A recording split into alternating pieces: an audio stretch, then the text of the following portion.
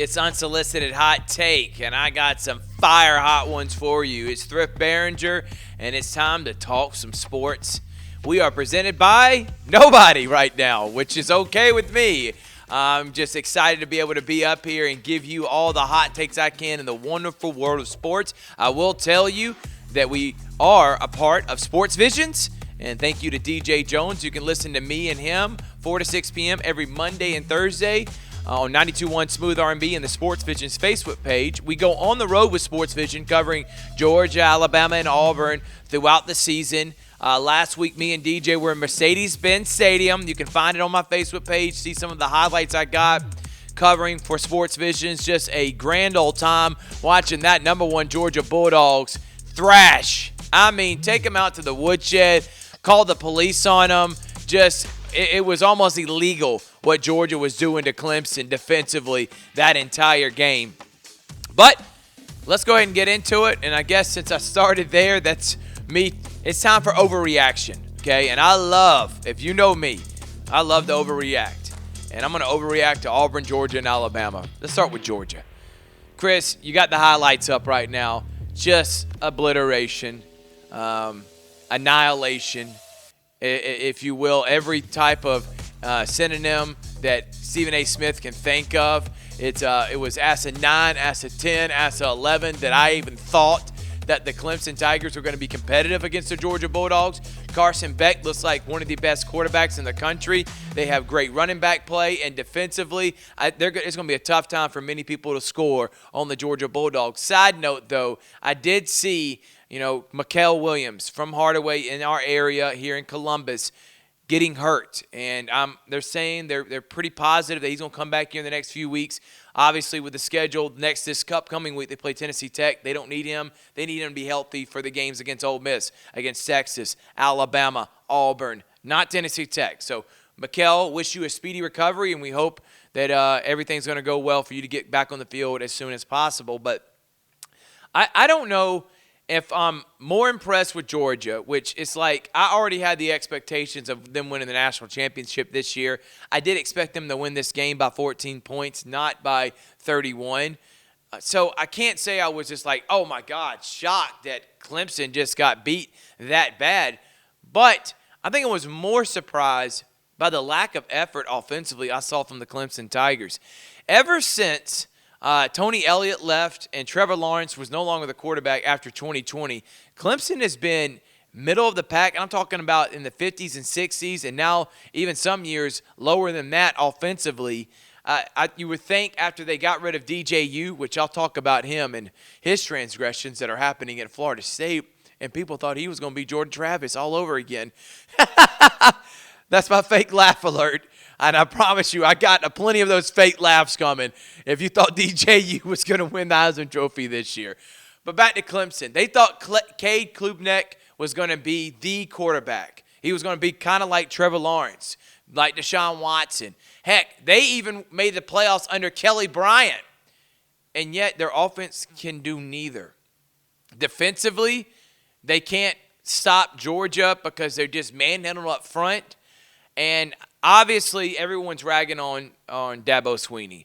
And if there's a Dabo Swinney hater out there who's leading the train, he is the guy that's bald on top and has hair around the sides, and his ears are literally one of the biggest ears I've ever seen on national television.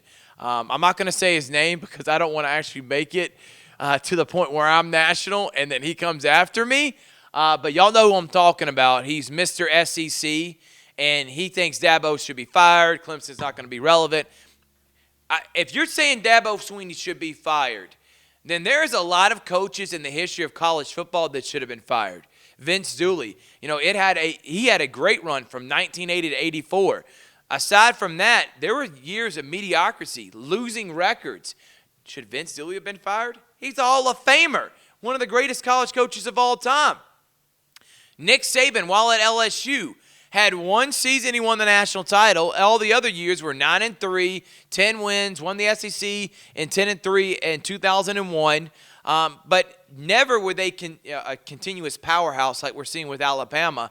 And I guess that's the problem, is that Alabama did it for such a long time, and then Clemson from 2014, or really 2015 to 2020, made the playoffs every single year. So now Clemson fans think, what happened to our program?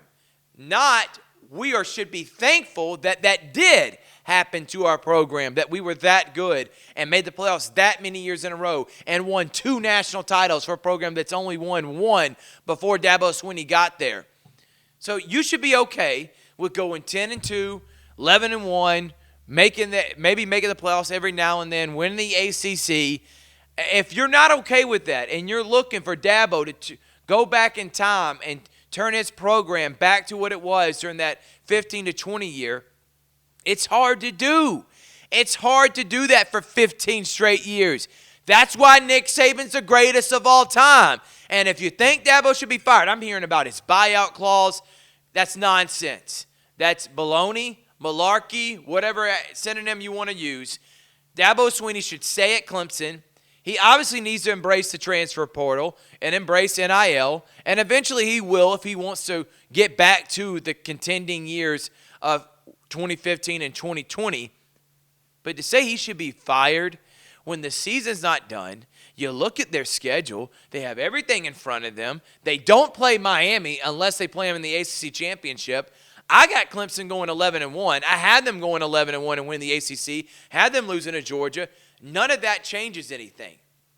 And I think a lot of people that are down on Clemson will be eating crow at the end of the year. But the Georgia Bulldogs, if they play like this every single week, I think they're going to win and maybe go undefeated.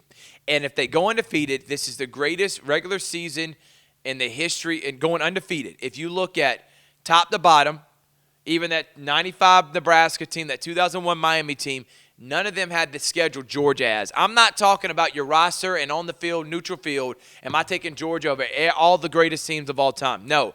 But I am talking about their resume. I'm putting them up against anybody in the history of college football if they go undefeated. Heck, even if they only lose one game and win the national championship, this is one of the greatest regular season schedules. To go through this gauntlet and do that, it's one of the greatest resumes the teams can have, or national championship team can have. Carson Beck will be in New York. I told you that. And the Dogs, they just keep barking along. And it's probably hard for Auburn fans. I know it's going to be hard for Alabama fans. It's hard for Clemson fans. It's hard for college football in general. You see Nick Saban retire, and you got literally his protege and his program spitting image of those Alabama years from 2008 to 2023. Georgia's literally doing it again. And it's incredible. And I never thought we'd see it. And by the way, he's about 15 years younger than Nick Saban was, or 12 years younger than Nick Saban was when he went on his dominant run.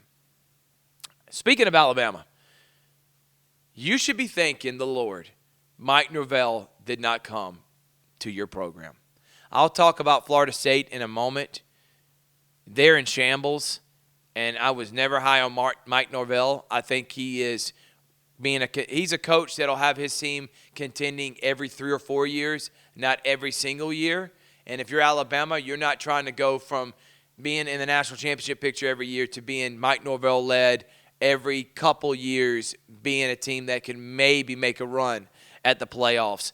Kalen DeBoer and Jalen Milroe, they look fantastic against Western Kentucky. I know it's Western Kentucky.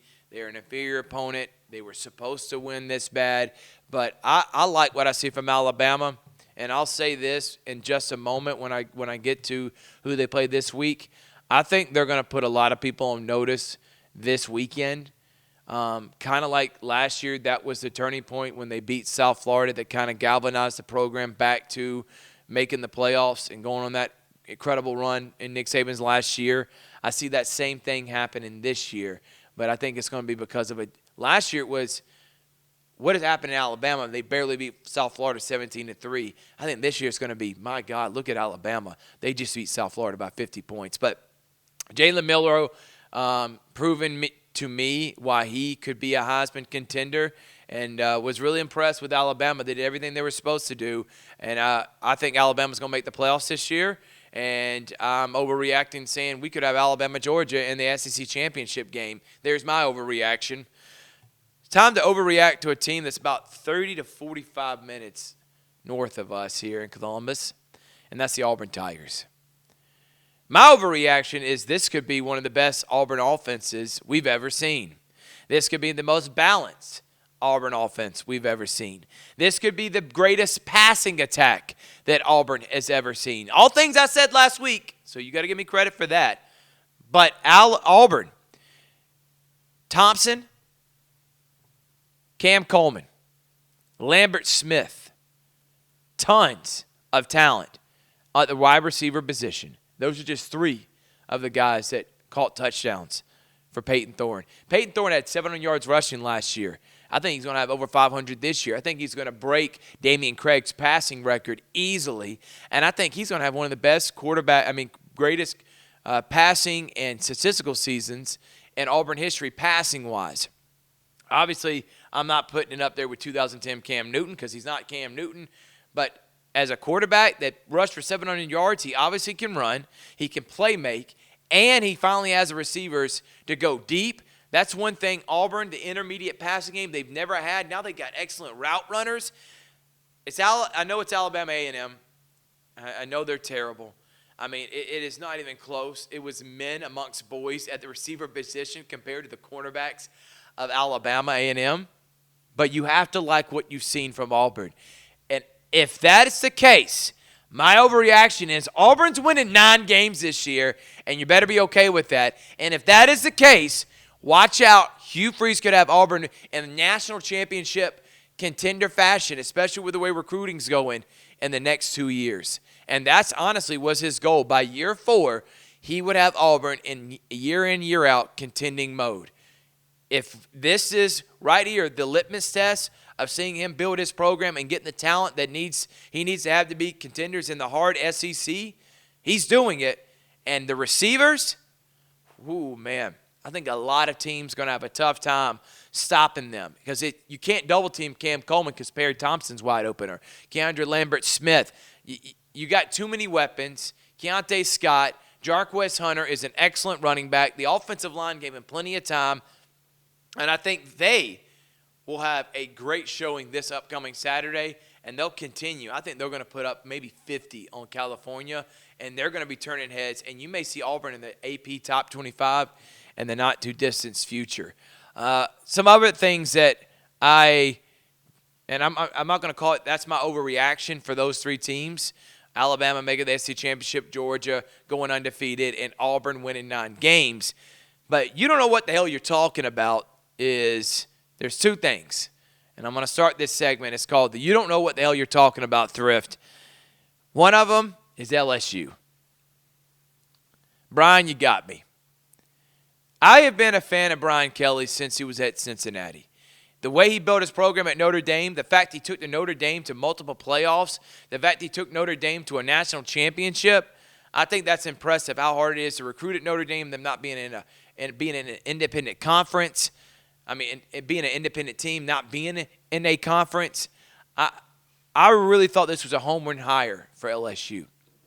I'm not saying he won't work out, but what I saw against USC is troublesome because I think it's not talent that you lacked against USC, it's discipline. And this is now 3 straight years. Florida State, the previous 2, and now USC. LSU's been on the national stage playing on Sunday night, albeit. They played on Sunday night in 2022, lost to Florida State. Played on Sunday night last year and lost to Florida State. Played on Sunday night this year. That means no one else is playing. All eyes are on you, and you laid another egg. I don't think LSU is anywhere close to being a contender.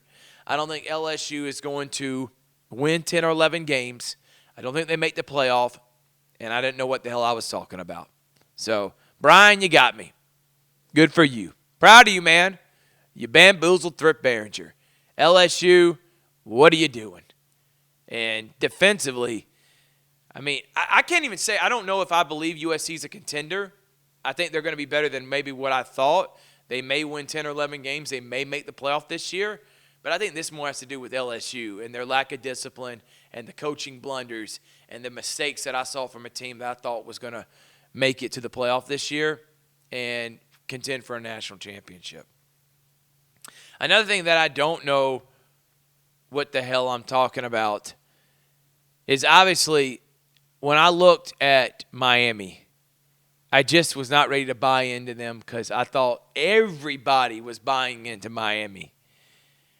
And maybe it has to do with the fact that Billy Napier in Florida is trash, and I said it. Trash! I forgot that guy's name. He's a content creator that does that. I remember him doing that to Dwight Howard in some video. But they're trash. Okay? But what I saw from Cam Ward in Miami, and I looked at their schedule and how bad the ACC looks with Florida State and Clemson, their two contenders, losing the way they did, and Florida State being 0-2, man, I'm telling you, Miami's probably going to go undefeated and make the playoff this year. And Josh Pate has been high on them since the very beginning. I wasn't ready to buy in. I am now. I think Miami's real, and I was completely wrong about them. A couple other news and notes that I wanted to talk about. Mike Norvell in Florida State. Florida State fans, you got to make a decision. Are you okay being a contender every 3 or 4 years, or do you want to be a contender year in and year out? If you look at Florida State's schedule this year, I got them going between 6-6 and 7-5. That is not even close to what they should have been going with the talent that they have. Not a big believer in Mike Norvell. I thought Alabama fans should be happy that they didn't hire him. And Florida State, you have been the biggest joke going into this college football season. To lay the egg that you did on national television against Boston College. Shout out Kai Robichaux, Glenwood Gators. Bill O'Brien and Boston College, they're probably going to win 9 games this year if you go look at their schedule. They're talent, they're competitive, and they're well coached. But Florida State, are you kidding me? Back-to-back weeks, start 0-2 in the god-awful ACC? It's embarrassing. And Florida State, gone. Vanderbilt, getting a big win over Virginia Tech. I don't know if they're going to make a bowl game this year just because of how tough the SEC is, but I'm cheering for him. And I hope Clark Lee gets to 6-6. Because if he does, that's vying for Coach of the Year, in my opinion. How tough this conference is, how much lack of talent Vanderbilt has compared to everyone else in the conference. To beat Virginia Tech at home, big-time win for Clark Lee, the biggest in Vanderbilt program in the last 10 years, going back to James Franklin and Vanderbilt 10 years ago. What a big moment for them. And I know Clark Lee has got to be looking in the mirror like, finally, all this hard work's paying off. Vanderbilt will make a bowl game this year. I promise you that. Book it. Put money on it. Clark Lee, Vanderbilt, bowl game. Great job.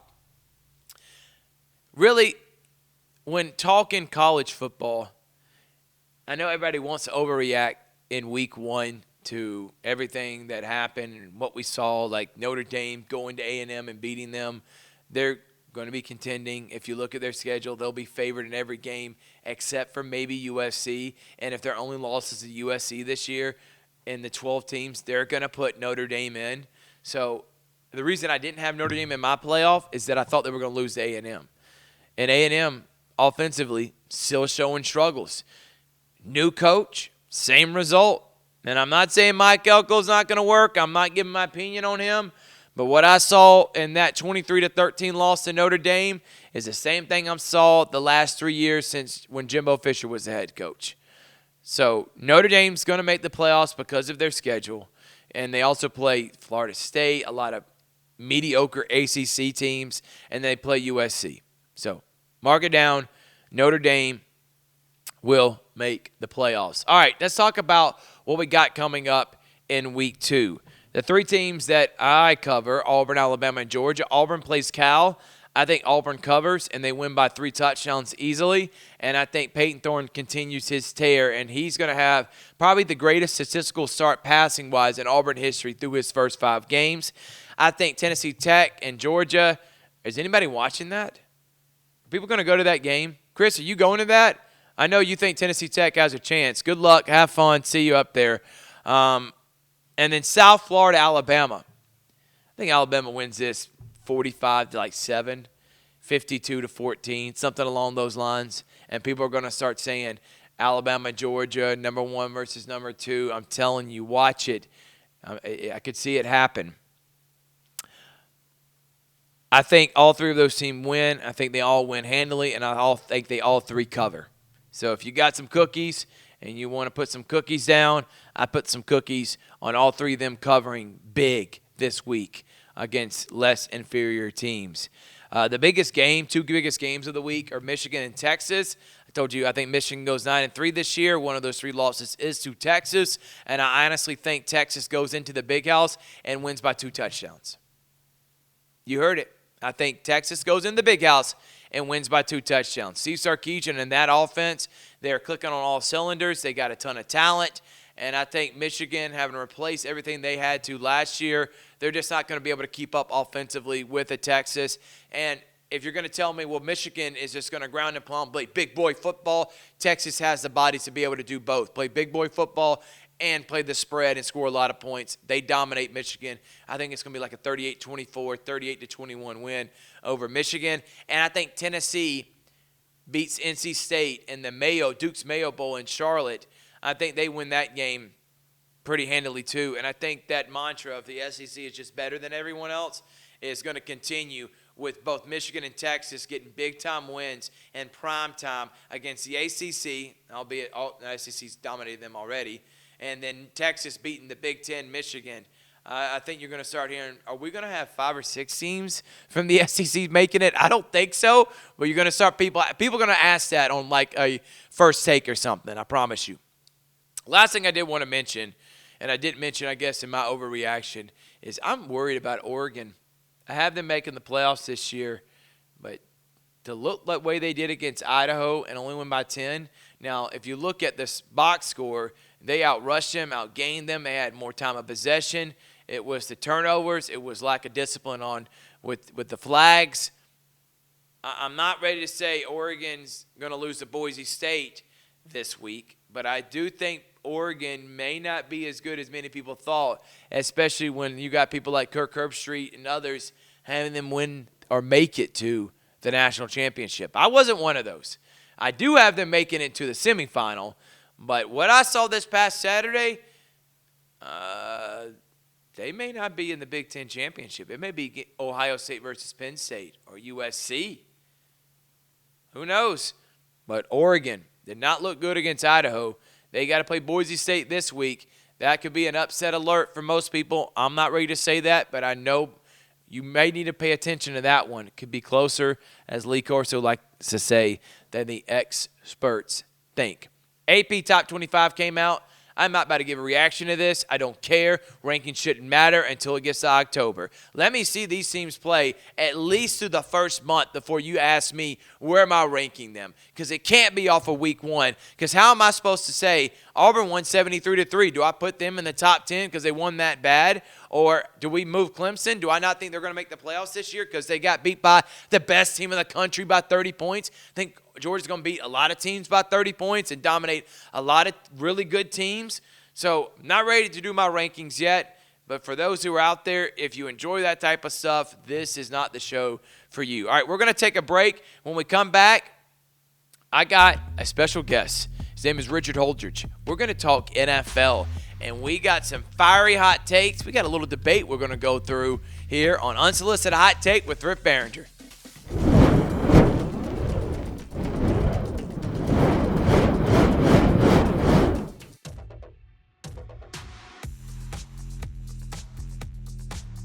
This Friday on Georgia-Alabama Sports Live, we have another amazing doubleheader as we will be covering the Pacelli Vikings at home, taking on Stone Mountain and Harris County on the road as they look to go 4-0 against Dougherty. Join us for high school game day at 5:30 p.m. with special guests Corey Black and Dave Plata. Friday nights are game nights, and we look forward to seeing you right here on Georgia-Alabama Sports Live.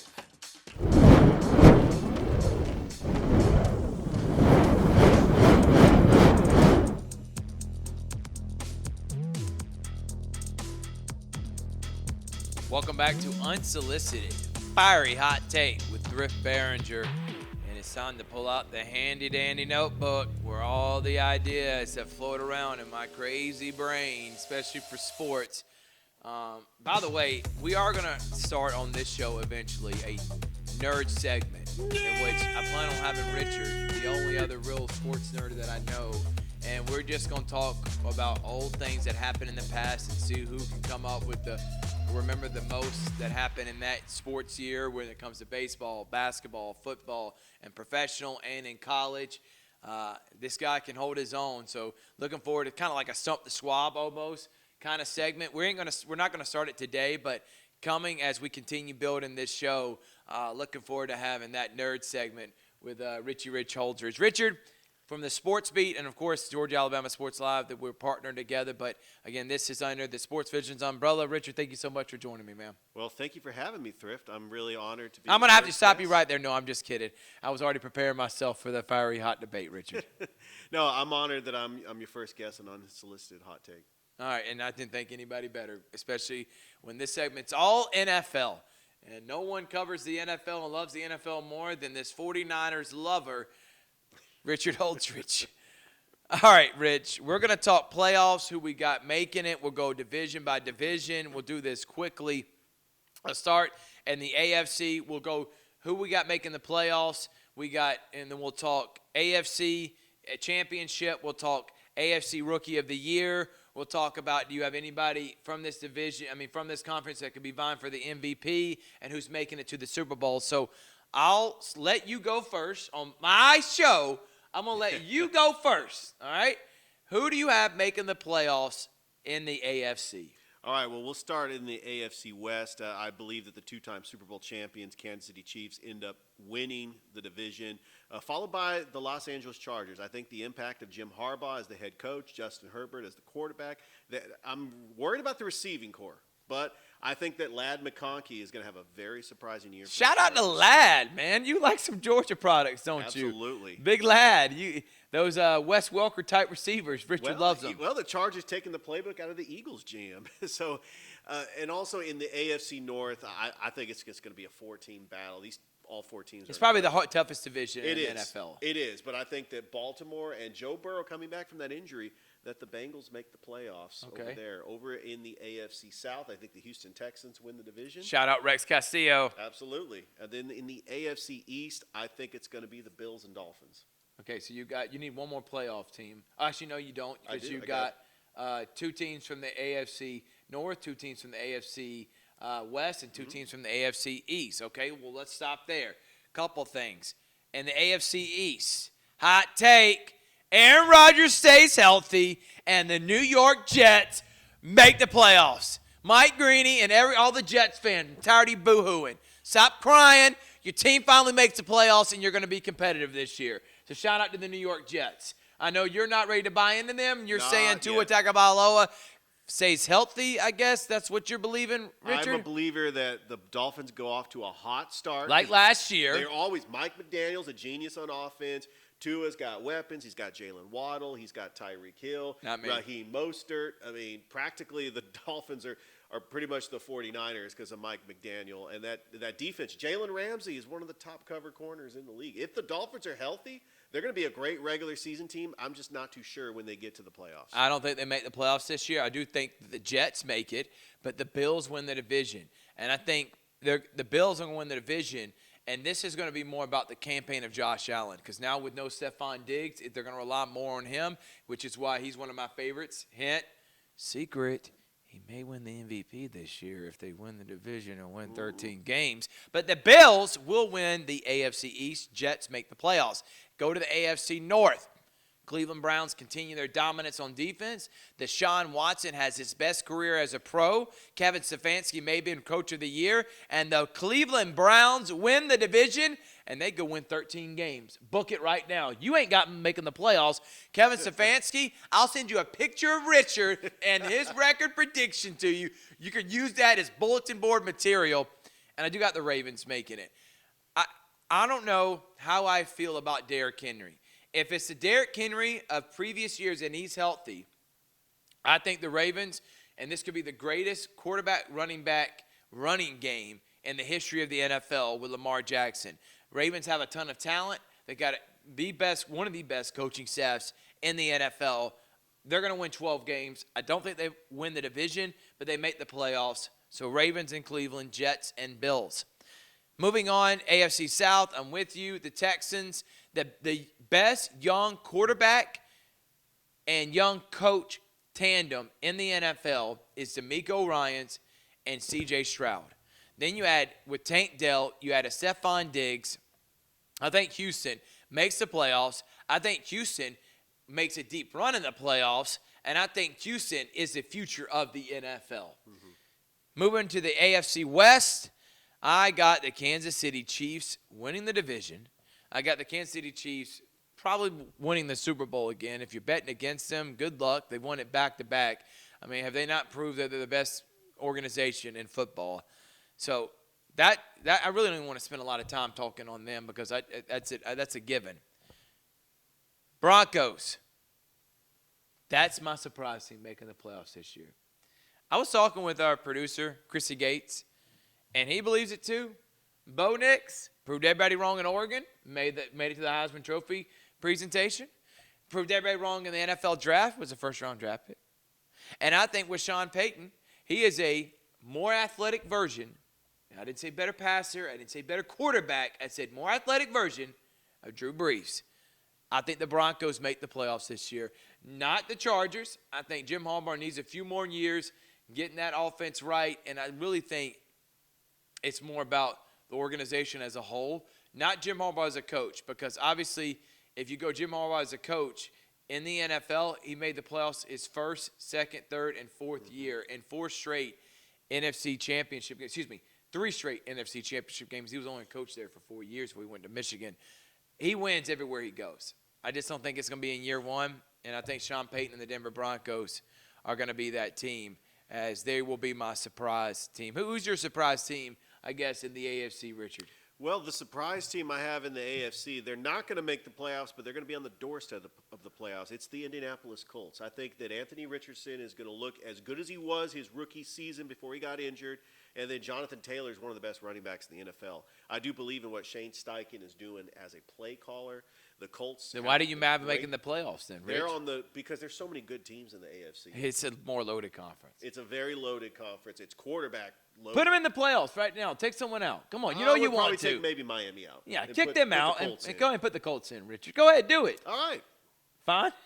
Yeah, I mean, I'm just saying Miami's a good regular season.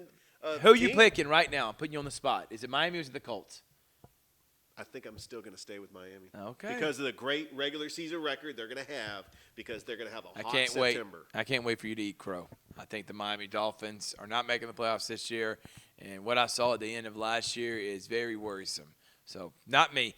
I think the guy that could win the MVP in this conference between Patrick Mahomes, I'm going to go Josh Allen. I think he's going to be up there vying with one other NFC quarterback to win the MVP this year. Rookie of the Year for the AFC, I got Bo Nix. And my AFC championships, Kansas City and Houston, with Kansas City winning. All right, so my MVP for the AFC, I'm going to go out on a limb here. I'm going to say Justin Herbert. I think because they make the playoffs, Jim Harbaugh is going to have such an impact on the growth of Justin Herbert. How about a hot take there? But the thing is, he's going to make everybody around him better. No, they don't have Austin Eckler, but guess what? They got 2 Baltimore Ravens running backs, and the Ravens decided just to give away J.K. Dobbins and Gus Edwards. Come on down. I mean, we got Derrick Henry now. So they just gave him to the Chargers. And then Ladd McConkey, I think he is my dark horse to put up some big rookie numbers. I mean, that's a sleeper pick if you're still playing fantasy football. I know we got a couple days before the season starts, but I think that Justin Herbert is going to be MVP. My AFC Rookie of the Year, I'm going to say Keon Coleman, the wide receiver for Buffalo. I think with Stephon Diggs gone to Houston, Josh Allen needs a weapon to throw the football to. I think Keon Coleman's going to have a huge impact. He's going to eventually be the #1 target in Buffalo. And my conference championship is going to be a rematch of the conference championship last season. It's going to be Kansas City and Baltimore. Okay. I will tell you this. Don't let your love of Jim Harbaugh, who was the former coach of your beloved 49ers, trick you into thinking that Justin Herbert and the Chargers are going to win this year. I know they're a trendy pick. I'm not buying it, Rich. I'm going Broncos. How about that hot take? That's a good Give me hot Bo take. Nix. He's proved everybody wrong. He's going to prove you wrong. Sean Payton, Broncos, they are going to become second place, and they're making the playoffs this year. Let's go to the NFC. This one's a little bit easier to pick because there's so many bad teams. I will tell you, Richard really believes that Tommy DeVito will be an elite quarterback this year. I'm proud of you, Rich. Keep telling you. Giants, Tommy DeVito, and his agent. That magic. NFC East, I'll go first, Richard. I'm going Eagles. I think what I'm seeing in Dallas, there's a lame duck coach there. There's a problem with the contract of Dak Prescott. You had the thing with CeeDee Lamb. I think Dallas has a lot of talent. I don't think they make the playoffs this year. I think they have one of those years from hell. I don't got Dallas making the playoffs. I got Philadelphia. Too much talent. I know they played horrible down the stretch last year. Many people are believing Jalen Hurts is overrated. I'm not one of those. Give me the Eagles winning the division. Let's go to the NFC South. And the team that we're going to spend some time on right now is the Atlanta Falcons. I said it last week, man. I think Kirk Cousins has his best year as a pro. I think the Falcons' defense is top 10. I think the offense will be top 10. I got the Falcons going 13-4. I think Raheem Morris will have them in contending mode for the next 4 to 5 seasons.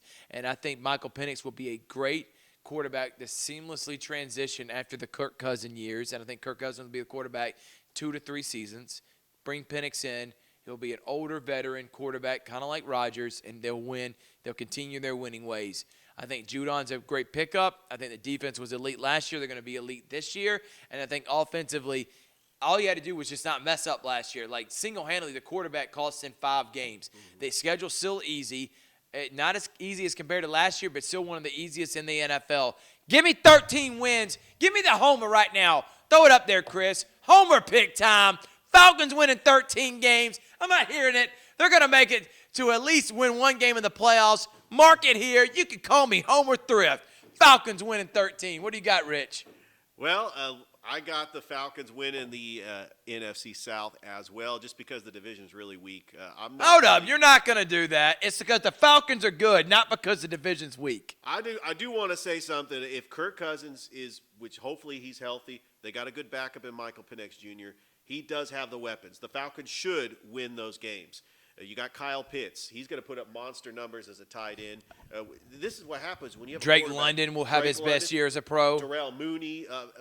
You also have Ray McLeod. He's going to be a great punt returner.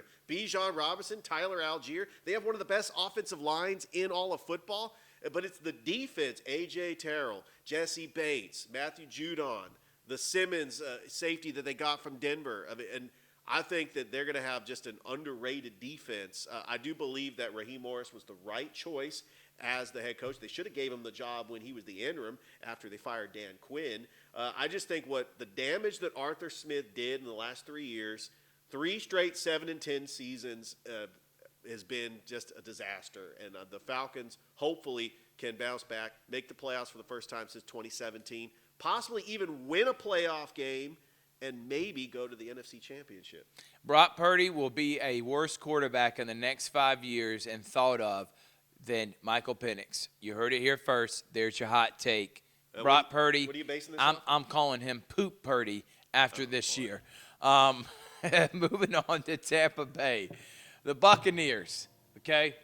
I think they make the playoffs. I like Baker Mayfield. I like his confidence. I like what I saw from Tampa Bay. I like their coach.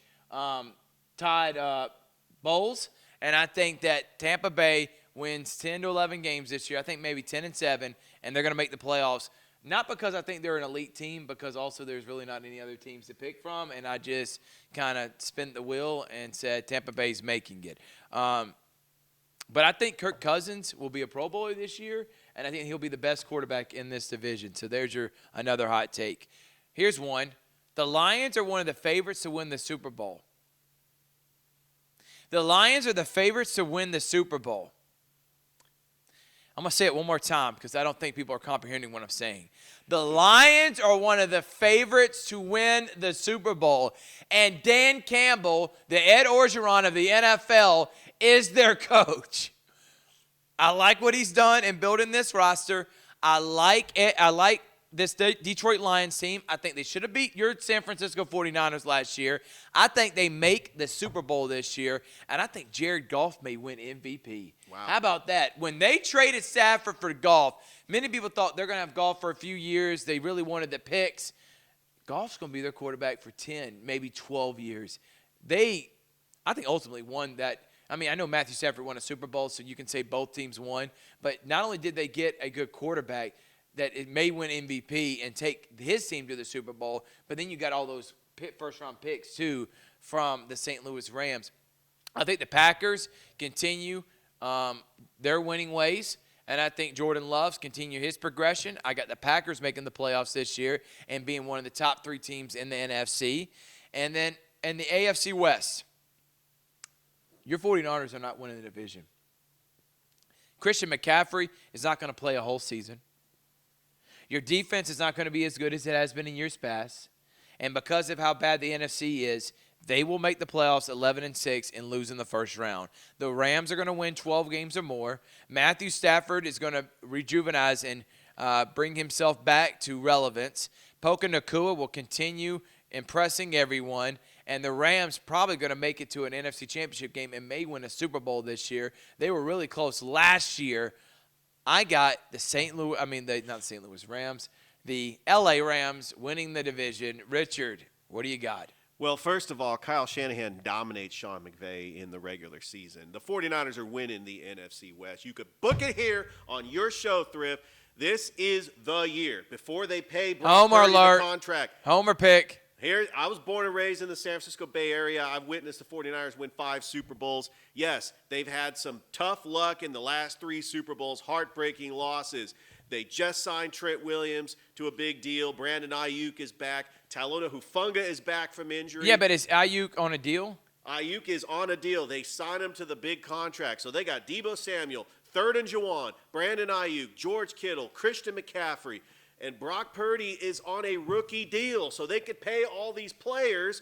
This is the year to do it. Before Kyle Juszczyk retires, Trent Williams is 36 years old. He might have maybe one more year left.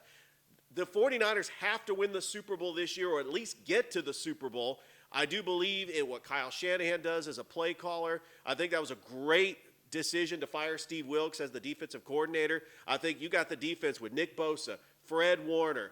You have Charvarius Ward, Diamador Lenore, and you also have Leonard Floyd, who's replacing Eric Armstead. He's going to have a great year. How about they got Devontae Campbell, the former Atlanta Falcon, former Green Bay Packer. They got Dre Greenlaw when he comes back from injury.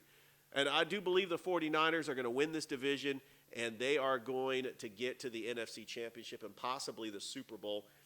And the Rams do make the playoffs. I think the Rams finish 2nd in the NFC West. And also, you're right. The NFC is very top-heavy because you have the Philadelphia Eagles who reloaded getting Saquon Barkley. The Packers are young. They're going to be better because Jordan Love's progression. The Detroit Lions are going to be there in the thick of things. But I'm telling you, Thrift, I think that this is the year that the 49ers win their 6th Super Bowls. They're going to be the Super Bowl champs. If you want to send your condolences to Richard at the end of the season, I will give you an address. You can send flowers and prayers out to Richard's hopes that the 49ers will win a Super Bowl. He is out to eat crow. Last year was the most debilitating loss I've seen Richard take as he watched his team just blow another double-digit lead against Pat Mahomes and the Chiefs. And I think that's why you got the Chiefs starting 0-2. And I guess we'll talk about week 1 here in just a moment and give a few more hot takes before we wrap this up. Surprise team, Washington, they'll win between 8 or 9 games, and Jaden Daniels and the Washington Redskins will be a team that will be winning NFC East championships here in the next few years. I have Jared Goff winning the MVP this year. There's my hot take. And my AFC championship, Rookie of the Year is obviously going to be Jaden Daniels. And my NFC championship game is going to be Lions and Rams. Remember how good of a game that was last year? I got a rematch, and I got Rams losing to the Lions. Lions make it to the Super Bowl and losing to Kansas City. Who do you got, Rich? All right, for the NFC MVP, I got Christian McCaffrey. I mean, he's going to stay healthy. He's going to be the premier offensive weapon for the San Francisco 49ers for the NFC Rookie of the Year. I got Caleb Williams. I think the Bears are going to be on the doorstep of the playoffs. I think Caleb Williams is going to be the quarterback Bears fans have been waiting for since Jim McMahon during the 85 Bears years. Caleb Williams he's going to be a star in Chicago. I think that he is going to be one of those larger-than-life personalities. Chicago's going to be excited. There's going to be Caleb Williams jerseys all over the Windy City.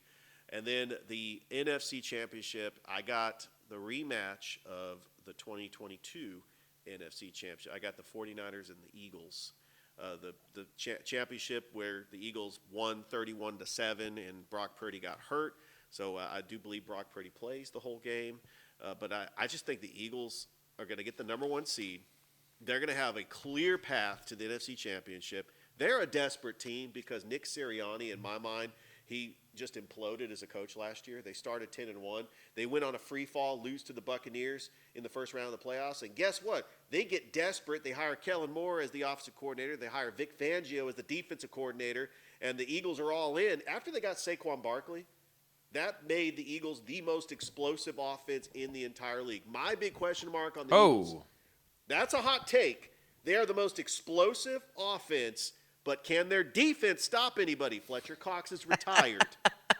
Fletcher Cox is not there anymore, the leader on defense. Hassan Reddick is now with the Jets.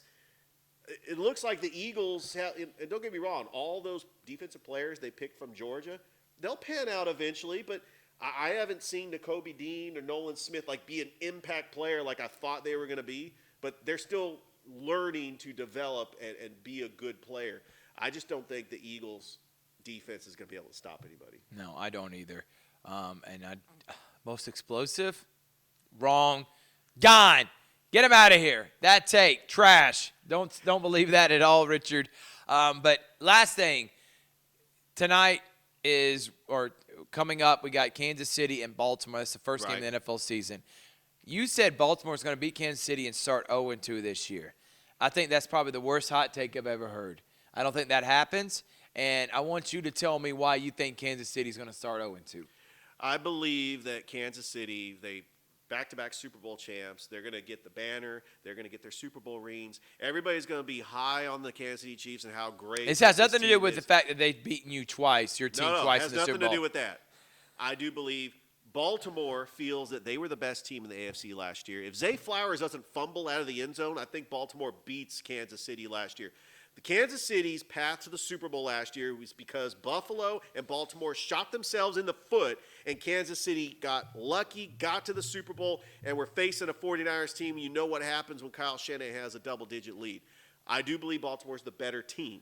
Lamar Jackson has – Are you ready to eat crow if you're wrong on this? I'm ready to eat crow. I think that the Baltimore Ravens end up beating Kansas City. I think Kansas City turns around and has to face Joe Burrow and the Cincinnati Bengals. They may have Jamar Chase being hurt. Joe Burrow has not looked great. He's having some things he's overcoming. You think they're going to lose to both of them? I think they start 0-2. No chance they start 0-2. They may lose to Baltimore. No way they lose to Cincinnati. I don't think they start 0-2. If anything, 1-1, and watch them be 2-0.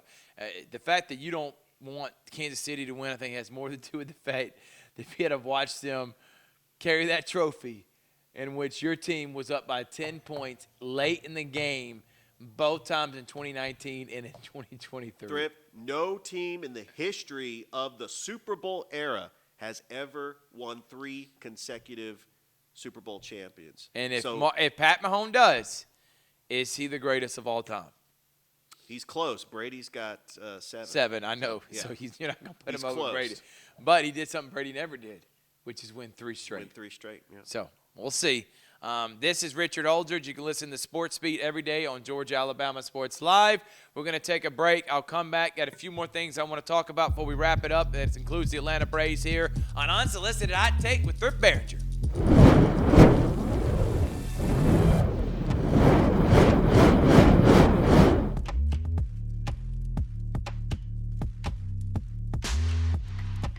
This Friday on Georgia Alabama Sports Live, we have another amazing doubleheader as we will be covering the Pacelli Vikings at home, taking on Stone Mountain and Harris County on the road as they look to go 4-0 against Dougherty. Join us for high school game day at 5:30 p.m. with special guests, Corey, Black, and Dave Plata. Friday nights are game nights, and we look forward to seeing you right here on Georgia Alabama Sports Live.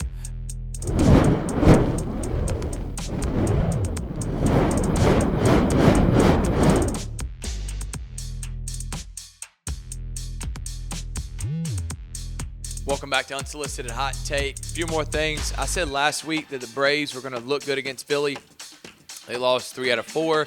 They are only half a game up on the Mets. I still got them making the playoffs. Braves fans, don't freak out. You got an easy schedule. I think you're going to sweep the Colorado Rockies. You're going to get over 90 wins. You're still going to be fine. And I honestly think they're going to still make the World Series. I'm going to stand by that. I'm not going to let what happened to Philly this past weekend at Philly change my mind.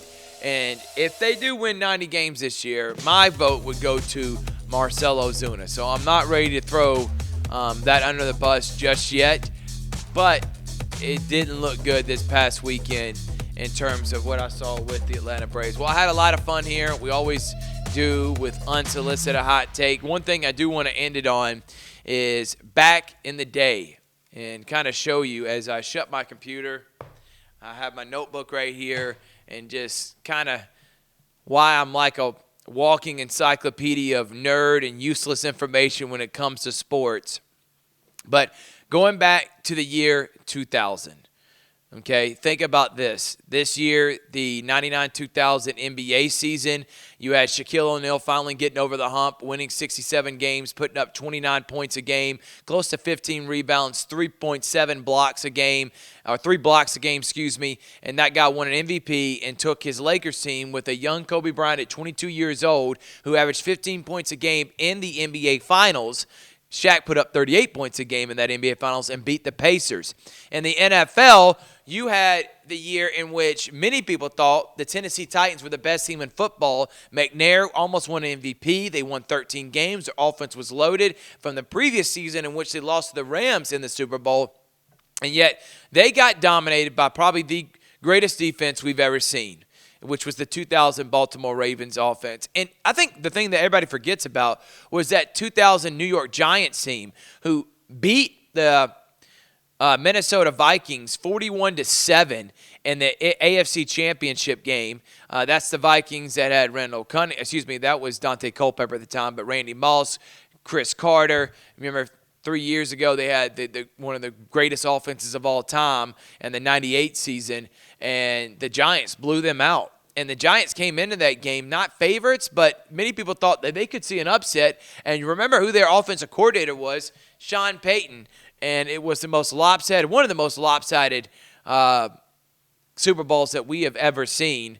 And the Ravens end up winning that one pretty handily against the Giants in that Super Bowl. Remember, we had back-to-back kickoff returns for touchdowns. First time ever in Super Bowl history that happened. Who won the MVP in 2000? Marshall Faulk. And if the Rams didn't lose, remember, Kurt Warner didn't play half the season. If he did, the Rams were on pace to have the best offensive season in the history of the NFL, and I don't know if that would have ever been broken, the numbers they were putting up that year. Marshall Faulk won the MVP because Warner ended up getting hurt. In baseball, you had the daggum New York Yankees, who were on their 3 consecutive World Series wins. Remember, they won in 96 against the Braves. 97 was the Marlins over the Indians, 4-3.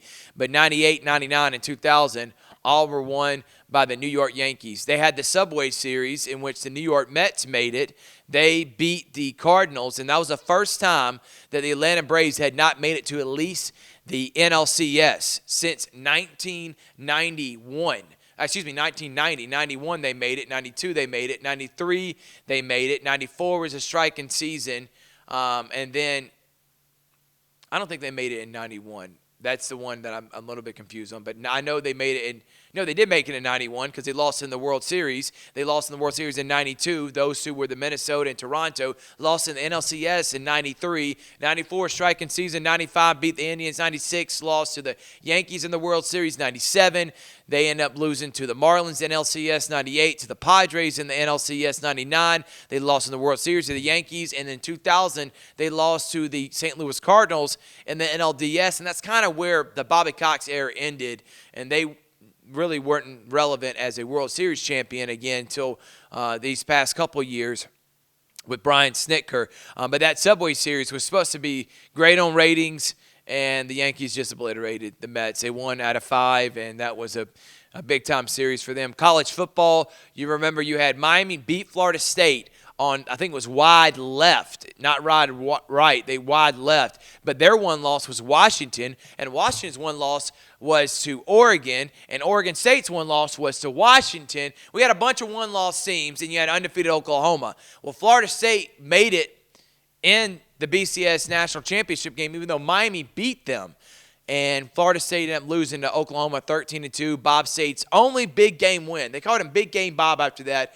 He didn't win many big games, but he did win that one 13-2 in the 2000 National Championship. Chris Winkie won the Heisman Trophy, but I think if Miami would have played in that, Butch Davis was the coach at Miami that year. I think Miami would have won consecutive national titles in 2000, 2001. I think they would have beat Oklahoma. I think Florida State was a little bit overrated as they were the previous national champion in 99. So that's why I think the BCS and the computers love them so much. And then I guess if you want to consider that 2000, 2001 school calendar year, that was a year that Duke, I think, had one of the best teams of all time. Mike Dunleavy, Carlos Boozer, Shane Battier, Jay Williams, and they beat a really good Arizona team that had Gilbert Arenas, Richard Jefferson, Channing Frye, Lute Olson. That was a great one. And remember, in the Final Four, they were down by almost 20 points to that Maryland team that had now I can't think of his name, and I knew I was going to forget it right now. Yeah, Juan Dixon, as I got Richard mouthing that to me. C. Blake, and those guys, Wilcox, that team ended up winning the national championship the next year, but that was a great Final Four. Duke won that national championship. So there's my encyclopedia, just useless information all up here in my noggin, and I'm going to try to do this for every year. By the way, I was only 7 years old in the year 2000, so I didn't remember watching all of that. That is just off of being a nerd and looking up that information. And by the way, that's also the same year that Vince Carter had the greatest dunk in the history of basketball, in which he dunked over the 7'3" or 7'7" guy from France.